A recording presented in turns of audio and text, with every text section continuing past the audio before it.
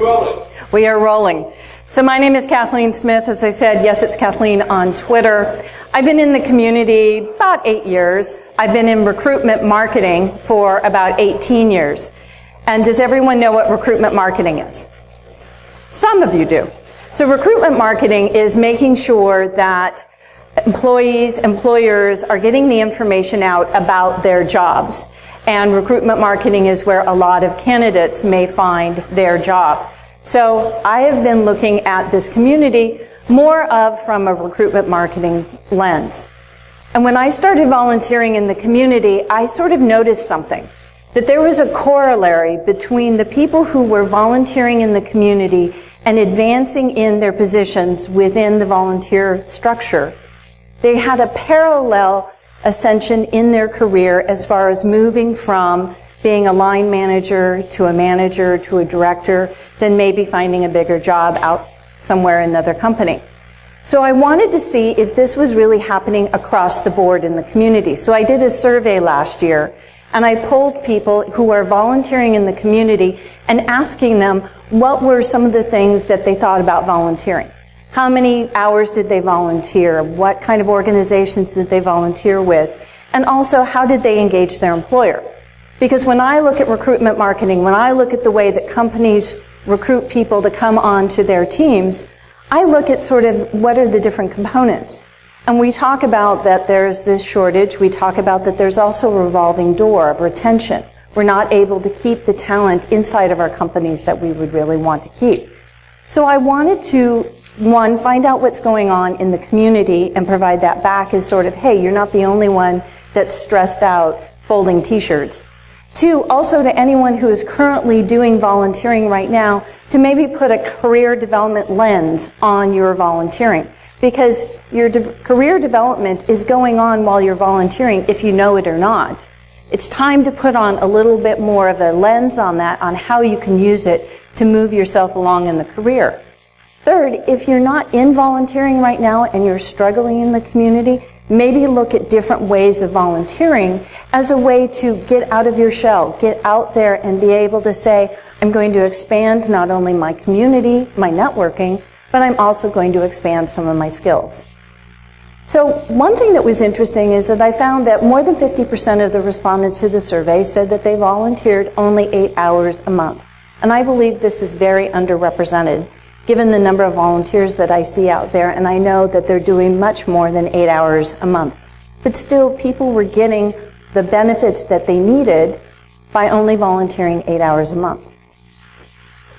I also found that a lot of people not only volunteered for one organization, but they tended to volunteer for a lot of different organizations. They volunteered for one con and another. I mean, there's several people in the room who I know are part of 3 or 4 different organizations. You get a reputation as being the AV person or the registration person or the person who knows how to do the t-shirts. And all of a sudden people are calling for you and calling for your expertise. Not because you've passed an exam and got your CISSP, but you're the person that gets something done and you've built a reputation for yourself. What's interesting is that when we talk about the technical skills and the non-technical skills in the community, we always go back to these 4 skills: teamwork, organization, planning, and communication. But if you really look at your workplace, there is no place to be able to work on these skills. You're not going to be able to get outside of your swim lane. So getting into the community and volunteering gives you an opportunity to sort of be challenged to communicate with that person that you just can't get that idea across to. Or you all of a sudden need to learn how to plan that con and make sure that you don't run out of money within 12 months. But we'll get back to this a little bit later. We talk about burnout a lot in this community, and burnout has been around before we even started reporting about it. When we talk about burnout, we talk about stress, and when we looked at the survey, more than 50% said that they felt stressed. Physical stress, neck, back pain, I mean, standing on your feet all day, not stretching. Also anxiety, depression, imposter syndrome. But that same group of people found that this was overwhelmingly fulfilling.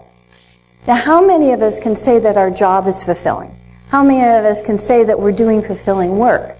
Well, here we are, learning skills, building our networks. but we're also feeling fulfilled. So really look at volunteering as a way to find that piece that you're missing. What I find fascinating is that when people go into volunteering, they don't really look at sort of, can I do this? They just jump headlong. They go, I'm going to do this no matter what. And sometimes that is the first indication that you're going to burn out, because you are not looking at your own resources. You are not looking at the ways that you need to manage your volunteer career. So one of the first things is, do you even have the time? Do you have that 8 hours a month to be volunteering? If you have a full-time job, you're getting a degree at night, you have a family, and you're going to add on the additional stress of being part of a conference or an organization, you may need to look at that. Do you have the skills? A lot of people say, well, I have the skills, I know how to set up a CTF, and I go in there and do it. You might find out that there are 3 people in that room that can do that better than you. So really sort of taking this evaluation of what are the different things that you are going to be able to contribute to the organization and what you're going to get out of it. It's fascinating to me that people just go ahead and do it and they don't evaluate what do they want to get out of the volunteering. They just want to do it. But realize that your resources, your time, your skills are your rare commodity. And you don't want to be using them in sort of a haphazard way. You want to be able to be using them to fulfill your career. It's also interesting that people volunteer at one organization and it doesn't work. There was sort of a rub in personalities. They didn't feel like that they really had something done, and they stopped volunteering. Realize, volunteering is like finding a job. It's like finding a partner. You sometimes have to kiss a lot of organizations and go through some frogs before you can actually find the right organization. It's also, why do you want to work for that organization? Other than it's a cool con, is there a mission that sort of aligns with your own values? A lot of us are really interested in saving the environment, saving wildlife. I used to work for World Wildlife Fund. That aligned with my mission, and I went and worked there. I moved on, but you really need to look at what is the mission of the organization and does it match your own values? And finally, are you going to be gaining skills and are you going to be contributing skills? An organization that I was the president and founder of until I retired last year was all about recruiting, and everyone on the board was a recruiter, and they all knew how to do recruiting, but nobody knew how to produce a conference. So being sure that you are not the 6th person in the room who knows how to build a firewall, maybe you're adding a different set of skills to the organization. So let's go down a little bit deeper into the various different volunteering that's out there. A lot of us, since we're here, know about con management. I like to look at a con as a small city or a small business, because you have budget issues. You have people who have to go out and get sponsorship. You have registration. You have workforce management. You also have conflict management. So being able to look at a con as a way of saying, okay, I can start at one place, and then I can build on to the next, and I can build on to the next. A lot of people I've seen stay within the organization, and they are the security person for 20 years. That's great. There's reasons why they're doing that. But if you find yourself being that one person that's always folding the t-shirts and not moving on to being the person that is ordering the t-shirts or getting the design, you might be stagnating in your career. Now, if you're stagnating in your volunteer career, are you doing the same thing in your professional career? Because I find that a lot of times people, the same actions that they do in the workplace, they also do them outside of the workplace. There's also a lot of ways of understanding what your role is, because we will do a job and we will keep doing it until we are tired of doing it. And we're that person that everyone goes to and says, well, I know your registration, but can you do sponsorship? Can you do this? Can you do that? This is where we get back to what Chris Roberts was saying yesterday, and learning to say no. Because you are all growing as a community, and if someone keeps dumping things on you, it's time to say no and say, this is my job. You have your job. Let's work together to make sure that we're both going to be doing our jobs. It's also, how do you move on?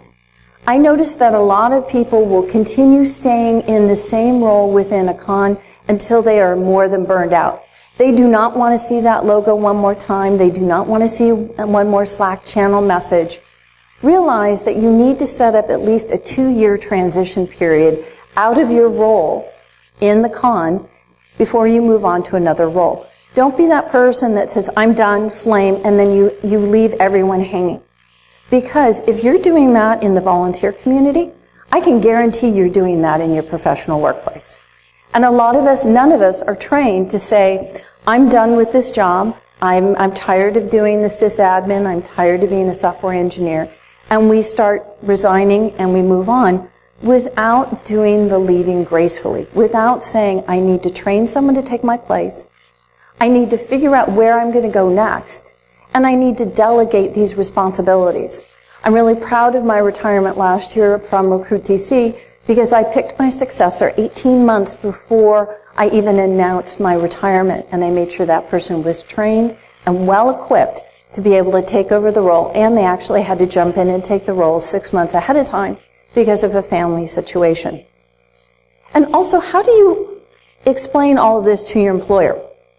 When you are in a job search and you're in that final interview and you have not mentioned to them that the first 2 weeks of August you're going to be in Vegas, you have really sort of, shot yourself in the foot, but you are also not showing the respect to your employer. So be sure, if you have a very strong volunteer role and a really strong interest in volunteering in the community, that is part of any of your job search conversations.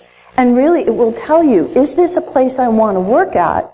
Do they support my volunteering or not? And that will give you a clue to the culture that you are going into. And any time that you are doing an increase in your volunteer opportunities, be sure you're checking in with your manager, letting them know, this is what I'm doing. And not only because you want to have a clear slate, but they want to know what you're doing in the community and what initiative you are taking for professional development. Because this is professional development that you are doing on your own time outside of the workplace. Be sure you're keeping a log of the things that you're doing so that when you go through your performance evaluations, you can say, well, yes, these are all the things that I did. And in addition to that, I was part of these conferences and these are the things that I do. This is all my professional development because it opens the doors for other conversations about other positions. Competitions. Competition's been around, 26, 30 years? And only now in the last 3 or 4 years have recruiters started looking at various different competitions as a way of finding talent. And why? Okay, what is a competition? There's a goal, there's a shortage of time, there's a shortage of resources, you're working with people you've never worked with before, and you're working against an adversary that you've never worked against before. What does that sound like? That sounds like work experience. So if you are not looking at competitions as a way to build your work experience on your resume, you are shortchanging yourself. So anytime you are a part of a competition, other than, hey, I got this done, high-fiving, going and having a beer, please take 15, 20 minutes afterwards. Write down what the problem was, write down what the resources were, write what you failed at and what you learned. Because how many times are you going to have that question in an interview? What have you learned? What did you fail at? And you can't really talk about that in a work situation, but if you have the experience from a competition, hey, that's great. You can show that you have initiative, but you also can verbalize the things that you're learning and the things that you're doing for professional development. Another survey that we did last year was the challenges people have in their job search. And I can tell you, the number one way you're going to find a job is through your network. However, if your network consists of the same 10 to 15 people that you know on Twitter or Slack or Discord or something like that, you're going to get the same 10 referrals every time you look for a job. If you are not expanding your network through competitions, you are again shortchanging yourself of a new networking opportunity that can lead to the job that you're looking for. Because we all know that the number one way to find a job is employee referral, but you also have the opportunity to work across from someone and say, they did some dirty tricks in the competition. I'm not sure if I want to work on that team.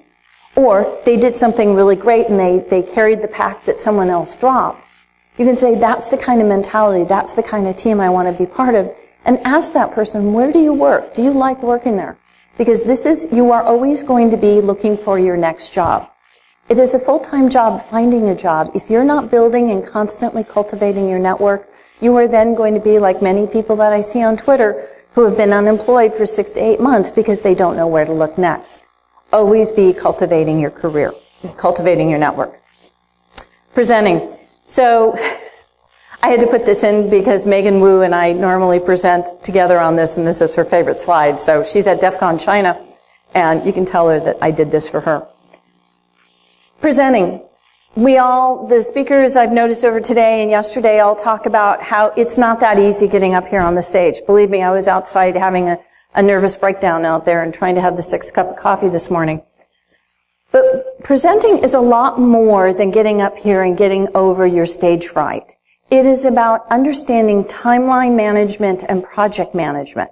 Because you have to understand, to get up here and speak, we have to have thought 6, 8 months ago what we were going to present on.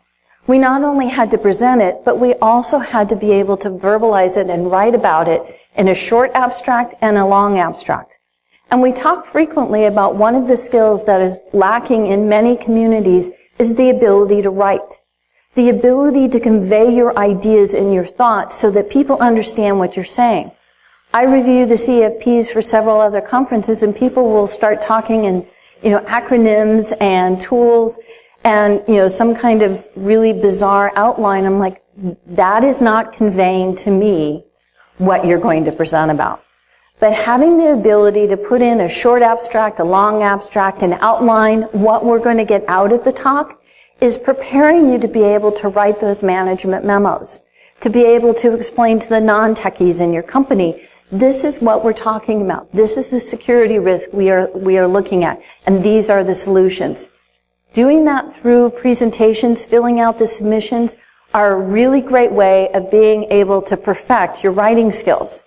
Now, we all deal with rejection. I'm still, getting over being rejected from a conference in Vegas, and I always do this. I always go back and I say, I need feedback.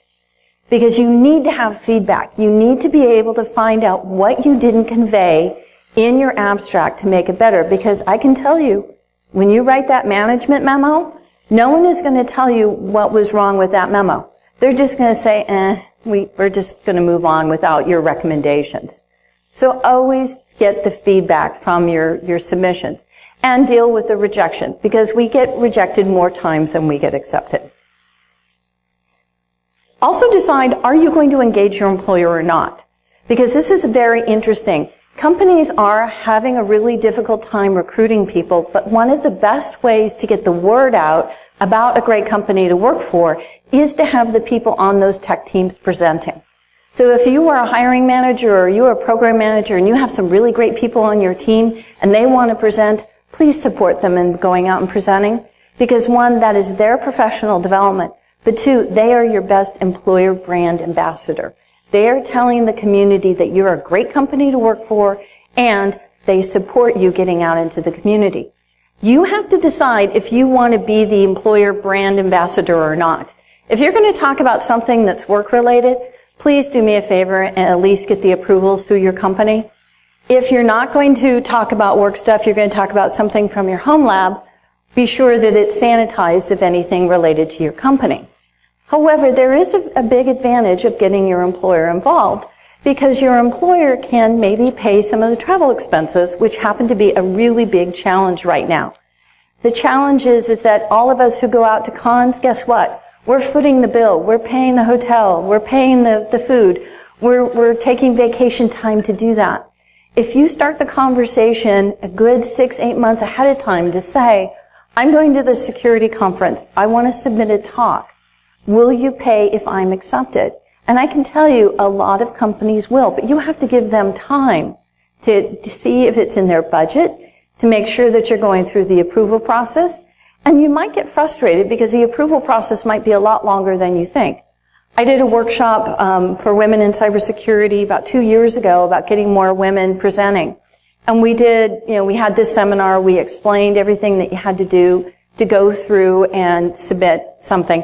And actually someone that came to the workshop wasn't even interested in it. She was in my Pilates class, but I knew she worked for, a large company. And I said, you've got some really great ideas. Please come. She did show up, and I was like, okay, what'd you think? She's very quiet, could never tell the emotions. And then the next morning when I saw her in Pilates, she said, I was so jazzed. I went and wrote 4 abstracts, and I've made a commitment to do 12 presentations this year. She made it. She did 12 presentations in 1 year. She went to Brazil, she went to Spain, and it was all paid for by her company because she went through the process of explaining, these are the ideas I have. She was very thorough in her abstract, and they were so excited that somebody on their team wanted to get out there and talk about the exciting work that they did. Then, of course, she got hired away by another company, but, that's another story. And here I've talked about some, big team management and do I have to do all this? All of these same skills, all of these same benefits come from also just that one-day volunteering. So don't think that you have to go out there and do everything to get the same benefits. You're still going to get these same benefits like many people out there who just show up on the day of the event. But be sure that, maybe you talk with your employer about, I'm doing this event, I might come in a little late on Monday because I'm tired. But also be sure that you're cataloging the things that you learned, the conflict resolution you went through, the go-to attitude that you had to solve a problem. Because as Shecky was talking earlier, it's problem solving, it's analyzing. These are all things that you're thinking about right on the spot. I was happy to see in the survey that over 95% of the people said that being in the volunteer community improved their networking and social skills. Because you have to remember, most of us sit behind a desk and sit behind a computer, and we don't have a lot of interaction. And then they talk about us in the community like, well, they don't know how to convey an idea without using an acronym or some kind of, meme or something like that. So being able to say that I'm getting out into the community and I'm going to work on a variety of issues that improve my networking and social skills is only going to help you in your professional development. What I loved, I was surprised that I actually put this question in the survey, was that so many people found that this was having a positive impact on the community. We talk so much about the negativity in our community. We talk about depression, isolation. We talk about the bad actors. We talk about companies who don't take it seriously. We talk about people who don't do their password authentication right. We talk about so many negative things. And I can tell you, I've been in recruiting, healthcare sales, nonprofit management. There is no other community out there that does volunteering as much as this community does. And we do it, we believe that we're doing a positive impact. So I think that is really fabulous. I wanted to dive deeper a little bit into this because every time LinkedIn comes out with their skills survey, they talk about the non-technical skills that employers are really wanting. Again, we're learning these skills if we know it or not. 81% working on a team. 79% learning how to organize. 74% planning. I mean, any of you who have been part of a con can know, okay, we have 8 months. We have to figure out how to sell this thing, organize it, put the speakers together, maybe provide for some food. That is planning. But most importantly, communication. We don't have that opportunity inside the workplace to really work on our communication skills because we are talking to the exact same people every single day. And we already have the conversation in our mind as to how that conversation is going to go. When you go into a volunteer situation, you're talking with people you have never worked with before. You learn that what you are saying is not really what they're hearing. So being part of the volunteer community, volunteering, you're really learning how to hone in on your communication skills, which is going to help you overall in your career. I remember Chris saying this yesterday, learning to say no. Once you get the adrenaline high of being out there in the community and everything is great and the team is wonderful, and then you realize, okay, you're going to do it again. And then you're going to do it again. And then all of a sudden you realize that you've been doing it for 8 years and you are tired of doing it again. And people end up, I can't tell you how many cons I've talked to and they say, yeah, we're not doing it anymore. We're done. And everyone goes, why? We're done. They haven't done the planning. They haven't done the leaving gracefully. And this is not a skill that we learn in the workplace. And how many of us know of a colleague who just really had it one day and just sort of, threw the laptop against the wall, ran out the door, and tried to redo their resume on Monday? Leaving gracefully, doing that transition is something that we don't learn anywhere, and we can definitely learn within the volunteer community. Being able to say, I like what I'm doing now, but I want that other job in 2 years. I want to leave this con and I want to go to a larger con. What is my timeline and what are the things that I need to do to be able to get to the next step? That is where the mentors come in. That is where you go and you talk to other people who have done that job and say, how do I move on to the next step? But then it is also, you have to have the responsibility and respect for yourself and your colleagues to be able to say you're going to create a transition file. I was talking about this last night with somebody saying, look, if you don't know what your job is enough to be able to hand it over to somebody else, it is time for you to create a transition file. We did this in the military. Someone had a turnover file. Someone was going to come in and take my job. I would hand them a 3-inch binder and say, this is everything you need to know to do my job. If you don't do that in the workplace, you are shortchanging yourself, you are shortchanging the company. But it also shows a level of respect and professionalism. If you go to your boss and say, I know I'm leaving, but here's everything you need to know about my job. These are all the things that you need to look for. I did that when I left my job at World Wildlife Fund. It was a 6-inch binder. And I said, here's everything, here's all the emails, here's all the background information. They actually didn't hire someone to replace me for another year because they had everything that they needed in that 6-inch binder. They had the time then to find the right person rather than just putting a butt in a seat. But realizing that you need to say no sometimes. If you are that person that keeps doing the job and everyone keeps relying on you to do that job, there's something wrong. You should be growing and the organization should be growing. If they're not growing, it's time for you to push them. Another thing that we found in the survey was that most of the volunteers, over 80% of them, got support from their employers. And this was fascinating because I didn't really think that it would be this high. And it was even more important to me that employers were actually more engaged than I thought they were. Because when I look at engaged employers, I see that as a benefit in recruitment marketing. However, there seems to be a disconnect. If we have such a shortage, but we have so many people who are being supported, I think there is not as many companies out there supporting their employers as I think. What's interesting from a retention standpoint is that more than 60%, 56% said that they stayed with their employer because of the volunteer support. And that was really more that they had their immediate and their 2 managers above them understand their volunteer support. And my encouragement is not to only make sure that you're managing up as far as the volunteering, but make sure that the HR and recruiting department knows that as well. Because one, the recruiting department is going to want to know, hey, this is something that we can share with other people, that candidates that are coming in, that we support volunteer involvement. But 2, HR is always looking for ways to be able to retain talent. That is one of their jobs, is to retain the people that are in the organization. If they don't know you're staying because you support their volunteering, they're missing out on a great benefit that they're providing you without them having to budget for it.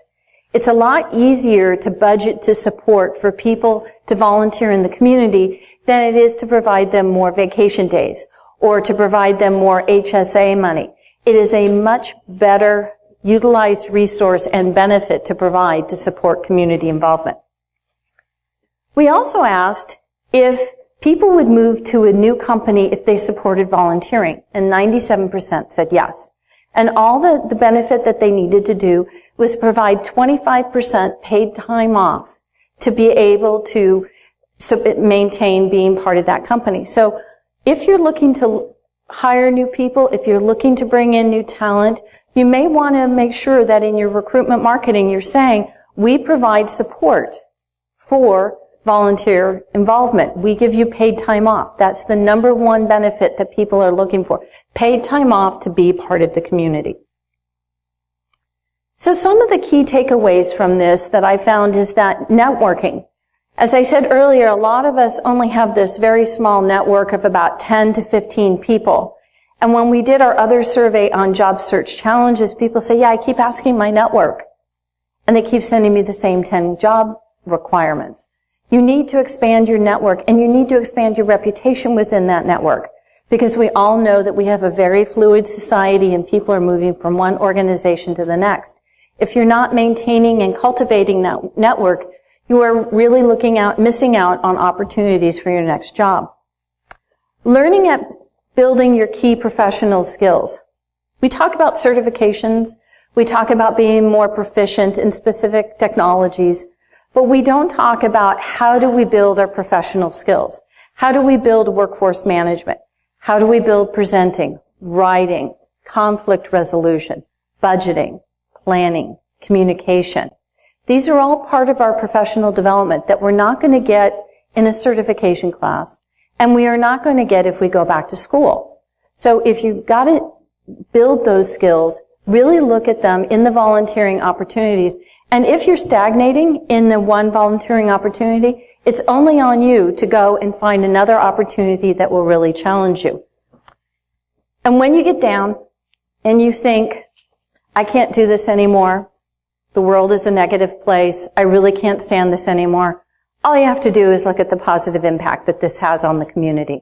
As I said, there's no other community out there that I know that can say 75% of the conferences and training opportunities that are done in the community are all volunteer run. Most of the conferences that are out there in any other industry are professionally run, and they don't have the same sense of community that we do in this community. So really take pride in the volunteering that you do.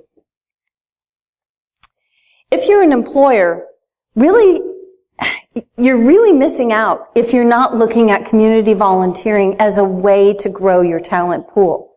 You're always going to have openings. You're always going to have opportunities that are not going to be filled. But if you're not taking the time to go through and talk to everybody in your company and say, where are you volunteering? Simple question, simple Google survey to put out there. Where are you volunteering? Where are you presenting? Where would you like to present? Where would you like to volunteer? And let's talk about how we can utilize and leverage resources across the company to be able to make sure that our employees can get out there. I was actually asked in an interview that said, well, isn't it great we have these, one-day volunteering opportunities where people can go out in the community? Many large organizations will say, well, the second Tuesday of May, our entire workforce goes out and we help the community. I'm sorry, as a nonprofit manager, I dreaded those days because I would have 30 employees show up. Okay, what do you want me to do? Be like, I have a skeleton crew. I have nowhere to put you. Versus being able to say, as a company, we are in the community. We send our technical people to conferences to present. We have families who go and put on conferences. We do meetups. We do tech Toastmasters. It's more engaged within the community, but you're also leveraging resources from recruiting, from training and development, from HR, and also from your security team. Because if you're out at a conference, you're presenting, you're part of a competition, you're working alongside of somebody, you're learning on-the-ground skills, things that are happening now, not something that's going to be taught in a certification class 3 years from now, something that's being done right now. And that is meaning that you're keeping up on your tech proficiency. And as I said, it's professional development. We bat around this idea that we have professional development. It's our own responsibility to do the professional development. I sit and I listen to a lot of people going, well, I did this and I did that and I'm not getting a job. It's like, I'm sorry, do you know what you want to do? Have you gone out and talked to the people? Have you done everything you can to make sure that people know your skills? Well, it's really hard doing my resume. I'm sorry. Professional development is your responsibility. It is not somebody else's. It is not the responsibility of the hiring manager, and it is not the responsibility of the recruiter. If you can't go into a recruiter's office and tell them why they want to hire you, you need to do some soul searching about the kind of skills that you're going to be working on and providing at that company. And if you need to be able to say, I want to do more in the community, I want to learn more of these skills, you can go and look at the full survey. It is on our slideshare.net account, which is slideshare.net// cybersec jobs. There's also another survey there that's on the job search challenges, which I'll be presenting about later. Thank you very much. I really appreciate your attention this morning. Is there any questions? Yes, Stephen. How would you encourage someone to move when that tough love you were just sharing? Mm-hmm. How would you encourage someone to move when they're like, well, I don't know how to start my professional development? Right. What are some steps? So the steps to your own professional development is, what are some of the things that make you really uncomfortable? So if something makes you really uncomfortable, sorry, that's the first place you should look at. So if speaking in front of an audience is the thing that you are deadly afraid of, and that's that nightmare that you have all the time that you're going to show up on stage and not have your pants on, that might be a time when you start looking about, I have that nightmare all the time, sorry. That's why I wear a dress. So really find the 2 or 3 points that make you nervous. Now, if you have dead fear of getting up in front of an audience, maybe make that the second step. Maybe it's just actually getting out into the community. One of the co-panelists that I have for this talk is Cindy Jones. Cindy Jones, former founder of B-Site San Antonio. She did registration. She now has gone, she's always been a goon. She went on to being the registration princess at B-Sites Las Vegas. She then went on to the board. She's now at DEF CON China, which is why she couldn't be here. But her first thing was she would always go to DEF CON and she would watch the videos from her hotel room. She would never go downstairs. And after 4 or 5 years, she finally said, okay, I'm going to go talk to people. And it was really that step to say, okay, the next step is, talking with people. The next step after that is she wanted to learn, she wanted to meet more people. Well, what better job than registration to meet more people? You have to talk to absolutely every single person who comes through. You have to solve their problems. You have to answer their questions. You have to deal with the fact that they had a bad day. This is a way to get over those specific skills, get over those challenges. And Cindy is one of the reasons why I went down this track of doing the survey, because I noticed as she was moving on in her career of volunteer development, she was also moving on in her professional career and finally reaching the goals that she wanted. The other thing is, as far as your own professional development, understand where you're comfortable. What is that place that you're really, really, really, really comfortable? And how long have you stayed there? And then look in the mirror and say, okay, that is something I'm really comfortable with. Why do I do it? I had an aha moment 18, 19 years ago when I actually went to a yoga retreat and there was a Dharma question because I was really frustrated with my career because all I did was events and I hated events. I mean, if anyone says that events are fun, forget it. It's not. It's stressful. We still do it. We love the caffeine. We love the adrenaline. And we hate it because it really gives us a lot of stress. So I asked, the Dharma questions are these. What do you love to do and you do well? What do you love to do and don't do well? What do you hate to do but do well? And what do you hate to do and don't do well? I hate doing events and I do them really well. But I was allowing those to define me. Anytime I was hired for a job, I was dumped all these events. And I said, I don't do events. And they're like, yeah, you do. Here you do. You're really good. I'm like, no, that's not what I'm going to create my career to be something else. Events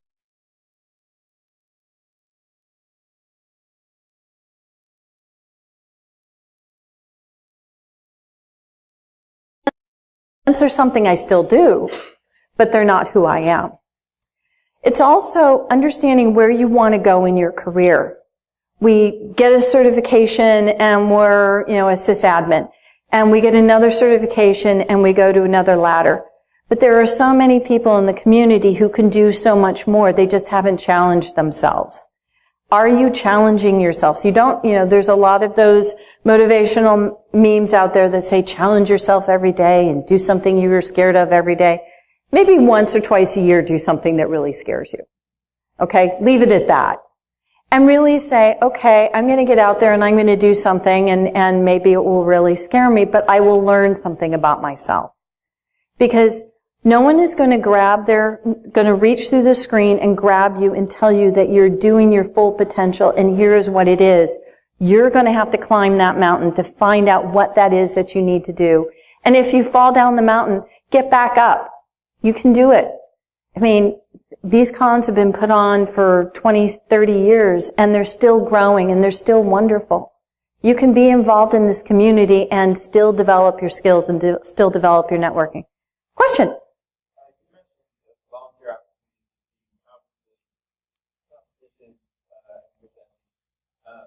What I did hear mentioned was that locally in your community volunteering for organizations or computer or IT or whatever. Yeah. Was there a reason you didn't mention those, or are there certain ones, or are there things ones that you would actually write? Great question. So why did I only mention certain volunteering and not others? I could do 3 hours of mentioning all the volunteer opportunities. A lot of people who did the volunteering survey also volunteered at their church. They volunteered at their children's school. They volunteered in their local user groups. They put on a meetup. I was just picking 3 that seemed to be the most challenging and also the ones that sort of paralleled career development. You can still get those skills if you decide to become the treasurer at your church or your treasurer at some group. I keep trying to be treasurers of various different groups, and believe me, I am really bad at money. And believe me, there's every time I think I need to learn a new skill, I'm like, okay, I'll try to be treasurer again.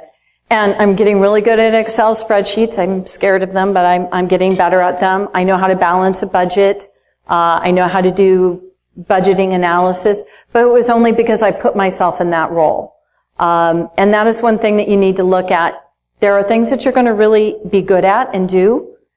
Be sure you find a few things that you're not really good at, like maybe later I'll go over to Blendster and do the soldering because I've never wanted to do that, but I know I'm going to burn myself.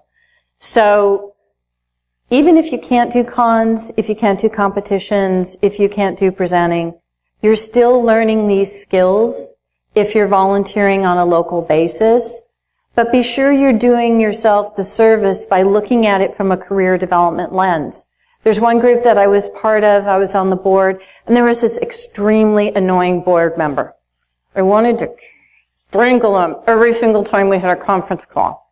And he was very technically proficient, very well known in the community, really had a positive attitude, but absolutely every time we had a conversation, we butted heads. And I always thought it was his problem. I soon learned out it was my problem. I was cutting him off absolutely every time we were in a conversation. All he wanted to do was get his say in. So it was a small group, and I said, you know what, I'm really sorry. I keep cutting you off because I just wanted to get to the next step. And he just wanted to get his voice out. And we kept butting heads. And it was disrupting the entire group. Everyone was like, we can't stand him. We can't stand it when you get near him. Like, okay. And I learned to shut up. It also helped out with my marriage, but, it was, I learned that my husband was always trying to get a word in. So as long as you look at these skills as something that are not only being used in that situation, you're more than likely doing these exact same things in other parts of your life. And it's a really great way to safely play with, hey, you're cutting somebody off. And I finally went back to my husband. I said, do I cut you off a lot? And he goes, after 22 years, I'm usually, surprised and I'm okay with it. And I'm like, okay, it's fine. You're a Marine. You could have, just told me to be quiet. So yeah, volunteer anywhere. Even if it's just a cookie bake sale, but don't be that person that has to get everything done. Allow the team to work together. Because I think that that's one thing that community involvement and community volunteering really helps us with is a team environment. We're used to being the individual contributor because we want to prove ourselves to everyone and we want to get the job done, but we don't allow others to help and we don't allow others to do the job their way. So realize that it's about being a team rather than an individual contributor, and that will go a long way to showing you what you need to work on and what you have to provide. Any other Yes, ma'am. Okay.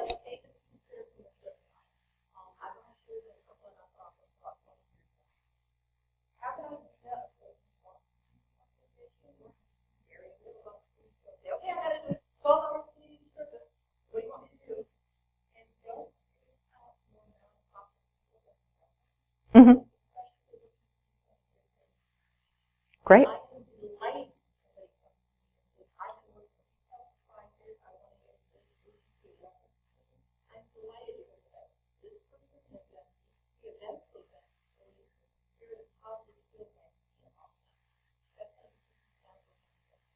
Wonderful. That's a great contribution. Thank you. Sir. How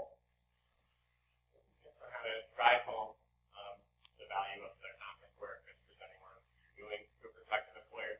I think especially if your hiring manager, if the job might not appreciate, you did a presentation on some particular technical act that they might not be interested in or understand. Great question. Sometimes when I do this presentation, I actually have a recruiter with me. And if you go on Iron Geek's site at B-Sides Charm, I did have a really great recruiter, so he had some impact. So I will summarize what he said. On a resume, you do want to list some of the competitions and some of the conferences that you've gone to, but don't make it 6 pages long, because then they're going to think that they're hiring you just to go around to a bunch of conferences. But if you have skills that you learned at the conference or during the training or part of your volunteering that are applicable to your job, I would bring that up in your performance evaluation, and I also bring it up in your job search interview. It's interesting, more and more recruiters are looking at the community involvement as a way to say, I'm going to differentiate this person from someone else, because you're showing initiative, you're showing that you have team building skills, you're showing that you think beyond yourself, you think toward the mission and the goal. So I wouldn't talk like these are the last 22 conferences I've gone to and I have Twitter followers that are over 5,000 and stuff. I would take the 4 or 5 applicable experiences or skills that you learned. For instance, I'm responsible for sponsorship. I was able to get $200,000 worth of sponsorship for this con for the last 3 years. That's something completely outside of what they're hiring you for, but that shows that you had budgeting, that shows that you had management skills, that showed that you were willing to go outside of yourself and ask somebody and be rejected. So it's taking the summary of those skills. Doug Monroe, who was doing the presentation with me, he says, I don't need to see everything. I just need to see what's applicable. But then also have a list of experiences for those awkward questions during the interview, like, when did you fail? Okay, none of us want to say, well, we failed at work. But you can say, I failed in this one situation, and this is how I was able to make it up. There are a few job boards, ours, that you can actually list all of your volunteer experience and competitions in your profile. So it is becoming more valuable in recruiting. Is that enough? You're welcome. I have time for one more